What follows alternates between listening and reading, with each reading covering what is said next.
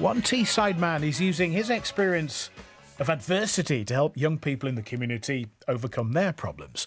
Gordon Williams from Colby Newham lives with Tourette's, ADHD, OCD, sensory processing disorder and defiance disorder, and was only diagnosed as an adult.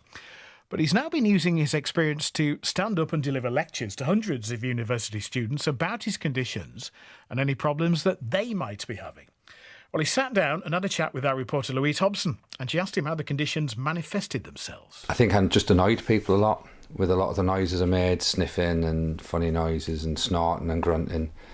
And because of how strict my family was, I had to learn quite early to suppress a lot of my tics. So I used to whisper a lot of swear words when I was walking about, or do it when I was outside. There was occasions when my older brother might have mentioned the swear word and I'd go in and shout it at my dad, and then we'd all get in a lot of trouble for that. Now I know why. We didn't then. And as I got older, it manifested in a lot of physical tics. I had a lot of quite violent head tics. I have a lot of eye tics. As I got older, it affects my memory more. The more I suppress, the more it affects my memory. When did you receive your diagnosis then for Tourette's? It was in my late 30s. I'd coped most of my life trying to hide it and mask it. I felt it more of a weakness that I wanted to hide from everyone. And after an operation and an infection, things took a turn from worse. I couldn't control it the same. So in my late 30s, I approached my GP and I had a little bit of a breakdown. It took me a few attempts to go in there. I'd go in and change my mind and say something else was wrong with me. And I eventually just had a bit of a breakdown. He was really understanding. Then I went to James Cook, and a neurologist there diagnosed me. How have your conditions, how has Tourette's impacted on your life then? I think from other people looking at me, up until my late 30s, they won't have seen the impact, because a lot of it would be all internal. So on the outside, I portrayed as someone who was confident, strong and in control.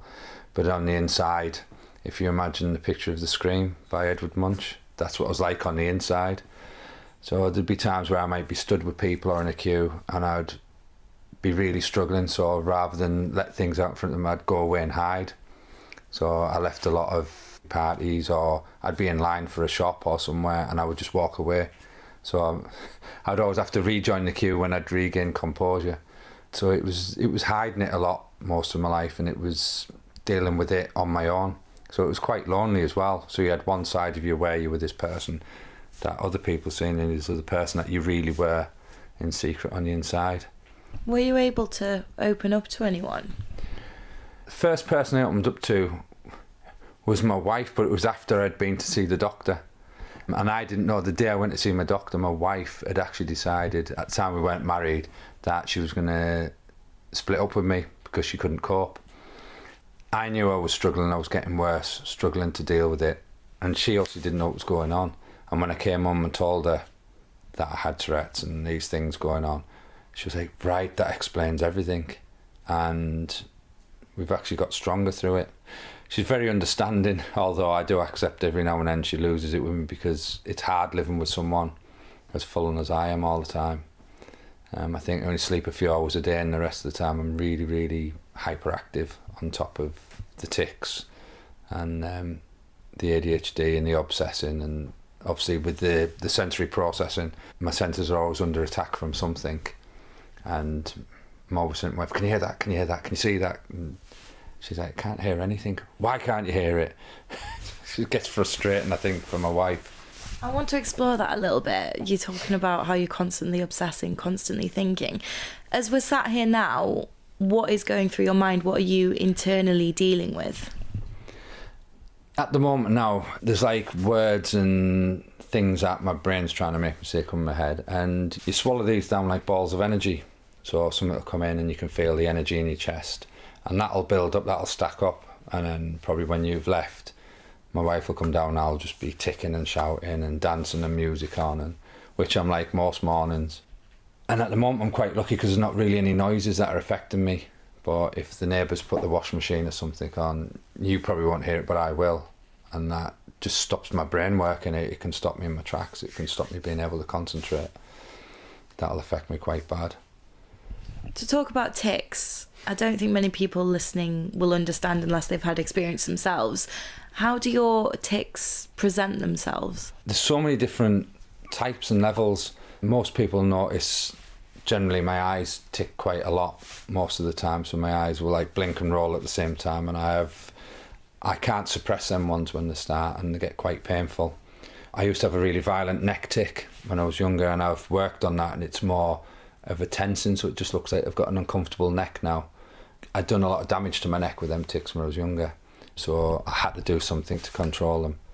And then I have my vocal tics. It can be noises. If I start going through them, I'll start doing.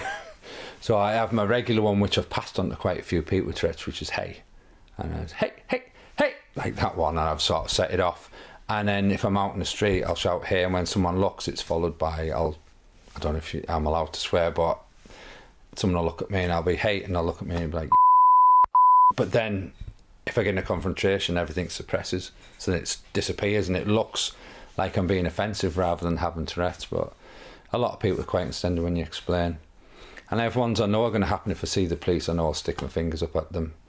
And the police are really good round here. They understand. I've never really had an issue with the police with any tics at all, whether it being out on a night or just through the day. There's some that can just come and go, like observational tics that can be just walking down the street, and I'll shout something before I've seen it. And one of the most common ones is camel's toe. So I'll be walking, I'll shout that, then I'll notice someone walking past, obviously with tight clothes on, to be sort of nice.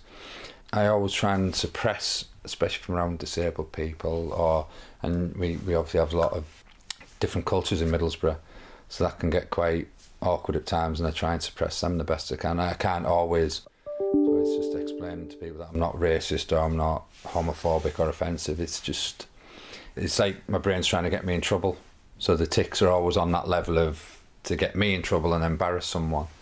And some of them are really funny and everyone has a laugh, so you get the humorous ones, and on top of that the ADHD can jump in and put its own little spin on it. It can be quite interesting sometimes and quite awkward at others. What's it been like trying to have a normal life per se, so a career? A lot of people don't believe you when you tell them how many jobs you've had.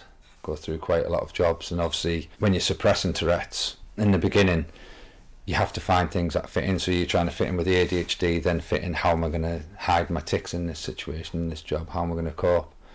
I used to do risk assessments for Stockton Council and Stockton Social Service, and I was good at risk assessments because I obsess on things and I obsess on danger. And now I know I can risk assess myself with every job I think about doing, and I know because I do that, I start obsessing on the dangerous part of it, which I would then interact with, because one of the problems I have intrusive thoughts, which cause me to come to harm. So one of the examples was I was sat and I just obsessed on the light bulb. I went and took the light bulb out and put my finger in and electrocuted myself. I didn't want to do it, but there's like an obsessional side that drives you to that. So I have thoughts every day when I'm walking past the post box. Something's telling me to put my wallet, my phone in the post box. So I have my route and I avoid a post box. To me, it's just natural and normal to avoid certain situations for things to happen.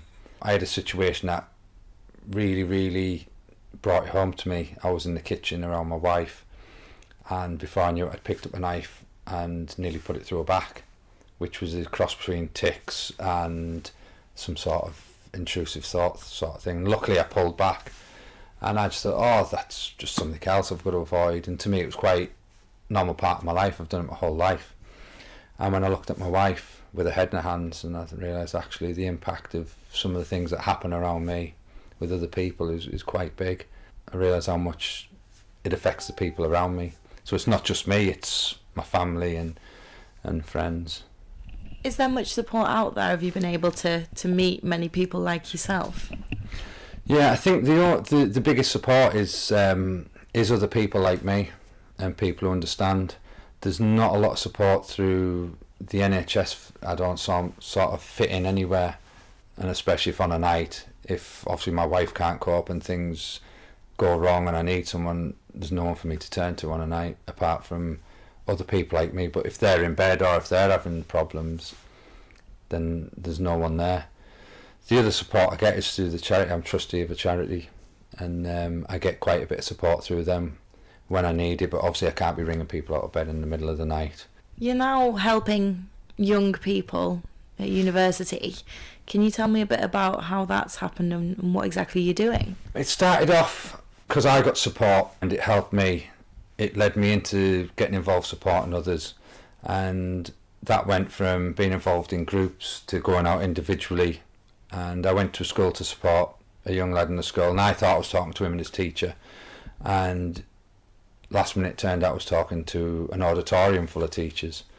And in my head it's like, do I just run away? And I thought, no, I've got to do it. And I just did it off the bat, and it worked well, and I got really good feedback.